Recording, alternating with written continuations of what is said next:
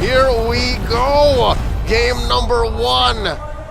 I hope the Dark Horse are ready, but also I hope the Apex Predators came to play. And I hope that the audience are ready as well. Ladies and gentlemen, welcome to game number 1 between the Filipino representative and, of course, the representative from the Mekong region. And, you know, coming to this game, right, we gotta take a look at the battle spells as well as the emblems. Does anything stand out to you here? Definitely, because Carl TZ here is using the jungle emblem. And here's the thing, people might be like, yeah, he's a jungler, of course he's gonna go for that. But usually Bane, he will choose either the magic or the assassin emblem, really showing what he wants to go for. And Bane really clears the jungle super fast that he had to get nerfed before coming into the MSC, and because he's using the jungle emblem, he could really go either way. Physical, magic, even defense, it's really up to him. Or it could even be a hybrid Oh yeah, build, definitely. right? Like we see that a lot from Wise, right? We saw that from Wise as well, but this is gonna be the go-to. Oh, wait a minute. Oh, down bottom. You see how also a Bane has great range? There's a deadly catch. Oh, that's a show of strength.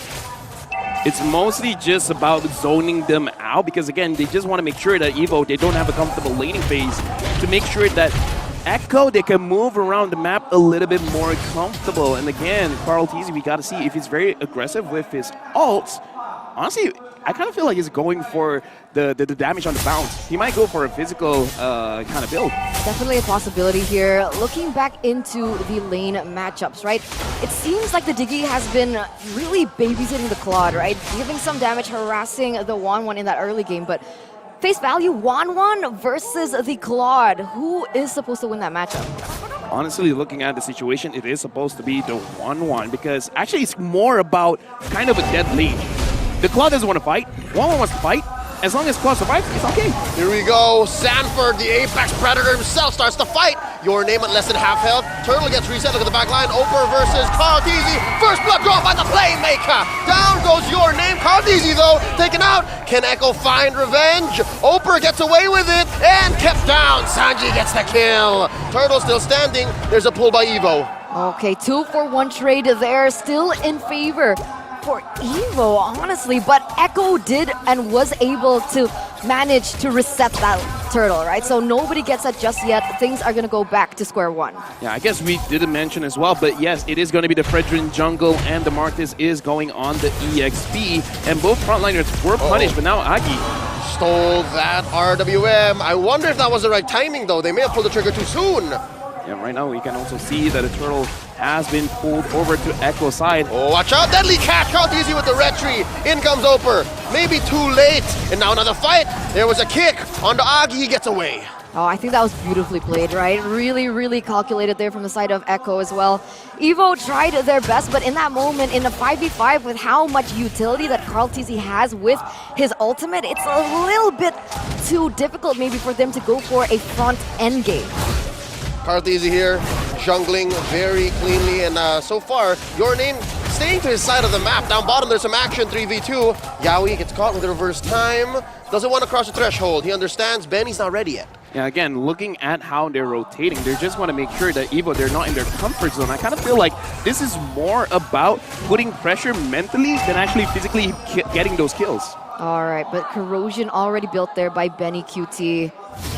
Looking at the items here as well, we can definitely see a very big impact here because looking at the Claude has actually, never mind, the Claude actually has a gold advantage here. And looking at the Bane, looks like it is going to be, at least for now, focusing on the defense. Oh, up top. Doesn't mean much here. Oper versus Sanford. You see Sanford with the Shah Essence. Heals up, down bottom. There's a kick on the Numnim. Gets a few hits in. Sanji with the Void Crystal keeping him down with the RWM. Fails to pop the little owl baby man, and he gets away. All right. 4 minutes in, you can see, like you mentioned there, a lot of aggression here coming in from Echo as well. And I find this interesting, right? Oh, wait a minute. Oh, Benny wants to take to the skies. Doesn't get to it. Piston takes him down. Point blank. Blazing Duet. I gotta say, I guess that's just a miscalculation there because I think he thought that he could take a little bit more in terms of the turret shots and then he could rise up. And a kick here from Yaoi. Could they find one on Agi? He's still alive, but only for a second more. Sanji gets a kill. And Looks like it's not finished because here Carl Teasy might get caught. Carl gets put down. Oh, he gets away. Healed with the ale. Deadly catch. Down goes your name.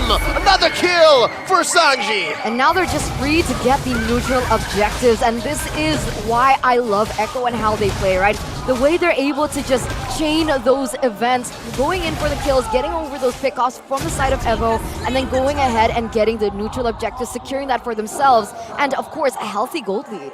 Right now, I kind of don't like the movement coming in from EVO because it looks like even they're not entirely sure what they're really going for because they're kind of like moving by seeing what Echo is doing. They're not being proactive, they're being reactive. Yeah, and it's so evident here in mid because look, Echo is just making a play for this mid lane. Biston coming in, pre-firing the blazing duet. Oh, it's to his detriment, but they do clear the wave. EVO is still alive.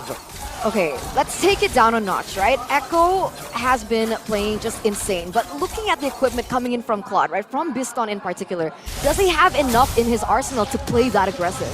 For now, definitely not yet. He definitely needs the golden staff. Doing him here, looks like he's gonna be fine.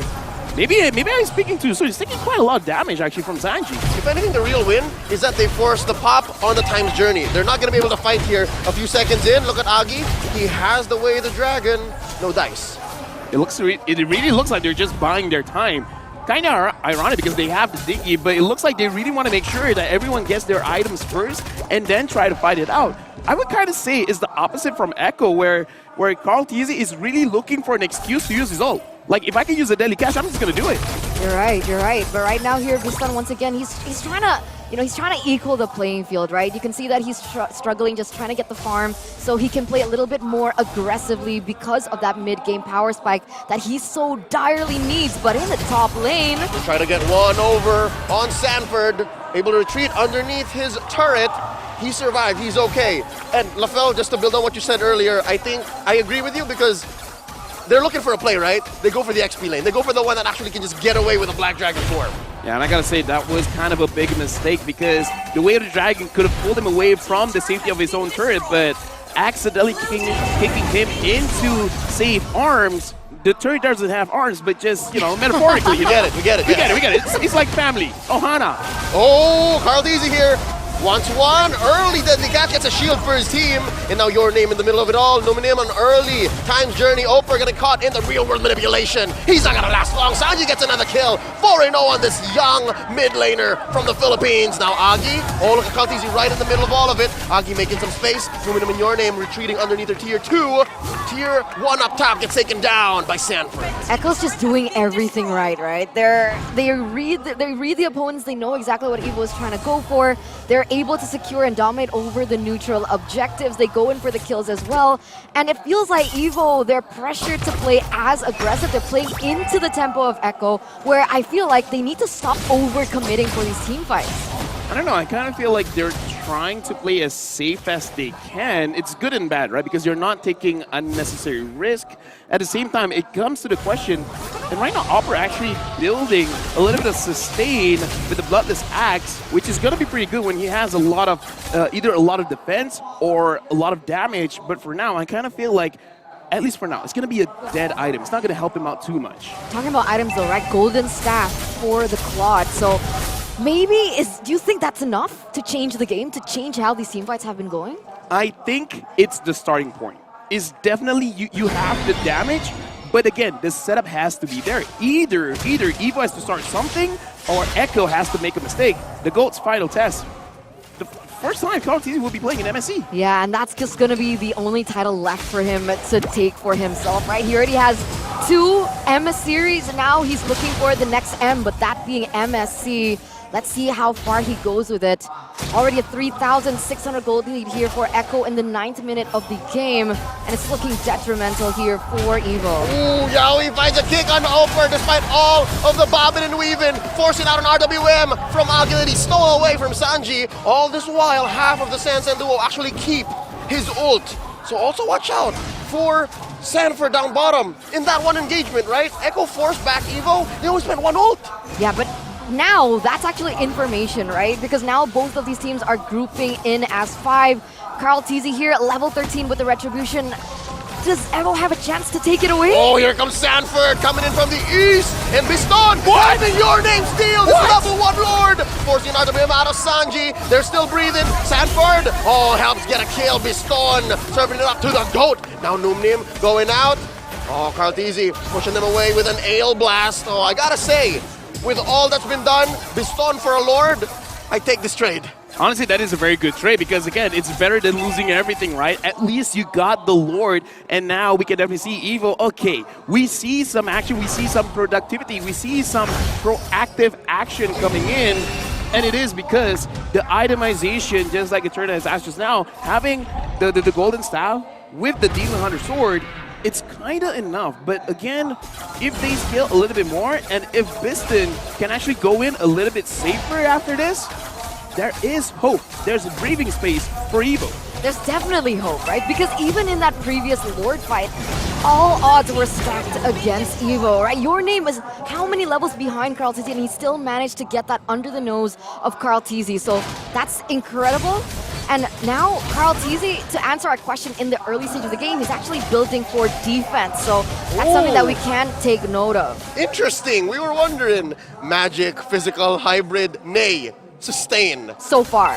Interesting. I kind of feel I'm like taking notes. I'm taking notes. I kind of feel like he can do that because he really trusts his teams. Having Bandicoot as well as Sanford, being able to dish out the damage, and again Sanji as well. So he's kind of like, he has it. Instead of being like the playmaker, now he's like, you know what? I will follow the team. What do you guys need?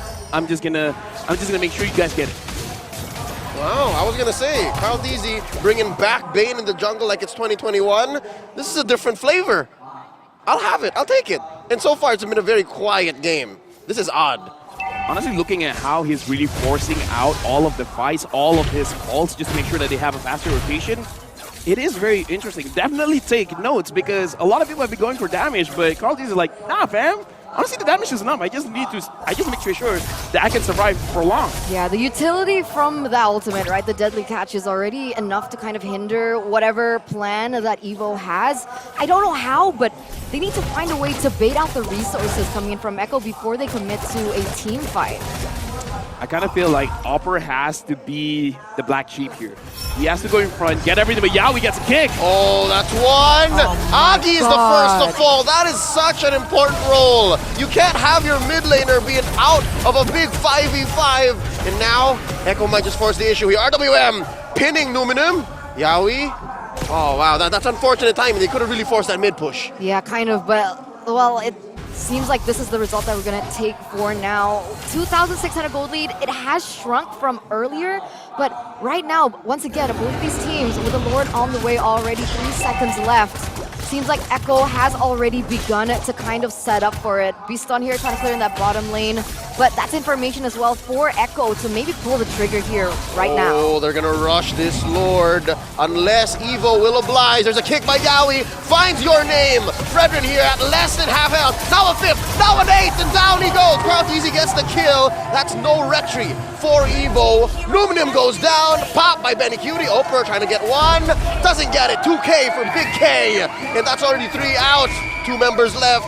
They won't even think about it. Echo making a straight play for the Lord. Unless, EVO, what's this? You want to push in mid? I kind of feel like they got to find something else because Echo, I don't know whether it is intentional or not, but they're actually making sure that they stagger the respawn time coming in from the team because Agi was about to spawn. That's when they tried to force a fight. Get someone and make sure that not all 5 members are alive at the very same time. Make sure that, okay, one's down, then we get 2, and then once they're about to get up, we're going to kill them as well. Oh, man. All right, okay, Biston's fine. Biston's okay. Close call. Yeah, we were talking about that, right? They need to find something else. They need to trade back, and I think that's what Biston is trying to do, right? Claude has a little bit more mobility than maybe the other members of the team. I would argue that Martis should be the one to do that, but taking a look at the instant replay right now, let's see what happened. The instant replay, honestly, they just feel like, okay, you know what? Right now, even they're not really doing anything, so we might as well just engage and try our luck, because I kind of feel like for them themselves, they're like, we just have enough damage. Yeah, we just catch someone.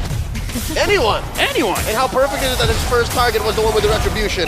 Now an RWM by Sanji finally locks in that tier 1 in mid. Agi answers back. Oh, EVO here, still alive, still up. keeping much of what they want to protect. They have one more turret out of their base, but Echo has a Luminous Lord. I would argue that EVO should be able to have the high ground to defend it, but compared to Echo... Your name gets kicked out of the way, he survives! But Lord does trample through. Look at Sanford. Oh, deep behind enemy territory. Oper walks out. Biston takes quite a bit of damage from Sanford. He did pop his petrify. Down goes Agi. Sanji coming in. Didn't have to spend his retry, rather his flicker. Probably he spent his retry though, trying to slow him down. Another push in mid by Benny Cutie. This is looking dire. Yeah, right now we gotta look at Biston because he cannot deal out the damage safely. Every single time he goes to the front, he's gonna take quite a lot of damage. And now real manipulation. Whoa, we were talking about Biston. Down he goes.